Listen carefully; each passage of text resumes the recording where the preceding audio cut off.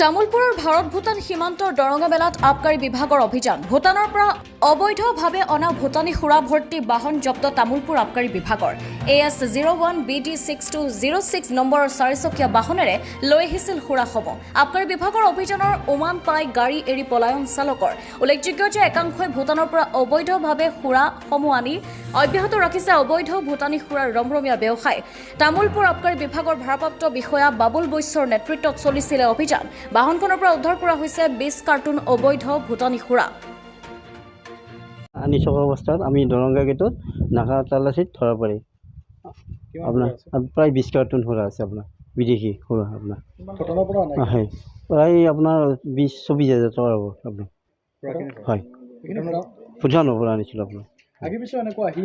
আহি আছে আমি নাকা চেকিং চলাই আছোঁ বৰ্তমান যি এনেকৈ সমস্যা হয় আমি ধৰি থাকোঁ এইবিলাক আপোনাৰ ভাৰত ভূটান সীমান্তত যিহেতু প্ৰায় এনেকুৱা আপোনালোকে ধৰি আছে ক'ব পাৰি নেকি আচলতে সীমান্তৱৰ্তী অঞ্চলত ইয়াৰ ডাঙৰ এটা বেপাৰ চলিছে বুলি বেপাৰটো চলিছে কিন্তু এইবিলাক বহুত ঠাইলৈ গুচি যায় ইয়াত এখন যিহেতু এখন গেটেদি সিহঁতে বিভিন্ন ধৰণৰ পন্থা লৈ পেলাই বহুত ধৰণৰ সিহঁতে সুৰা কৰি থাকে গতিকে আমিও তাৰ প্ৰতিবাদ কৰি আহিছোঁ যেনেকৈ বাৰু আমি বন্ধ কৰাৰ কাৰণে খুব এটা প্ৰয়াস কৰি আছোঁ তেনেকুৱা মানুহ নাই মানুহটো আমাক ডিউটি দেখা পাই পলাই গুচি গ'ল গাড়ী থৈ পলাই গৈছে তেওঁলোকে ধাৰাবাহিকভাৱে অভিযান অব্যাহত ৰাখিছে এনেকৈ চলি আছে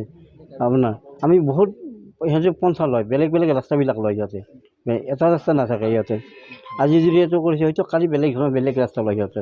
গতিকে আমিও তেনেকৈ ধৰণৰ আমি পন্থাবিলাক লৈ আছোঁ বৰ্তমান বেপাৰীসকল বেলেগ বেলেগ নে বেলেগ বেলেগ বেলেগ বেলেগ বেলেগ বেলেগ তেওঁলোকৰ ডাঙৰ চক্ৰ আছে বুলি ভাবে আছে ডাঙৰ চক্ৰ আছে কিন্তু এইবিলাক আপোনাক খুব বাহিৰৰ পিনে চাপ্লাই হয় ইয়াত নহয় চক্ৰবিলাকৰ আমি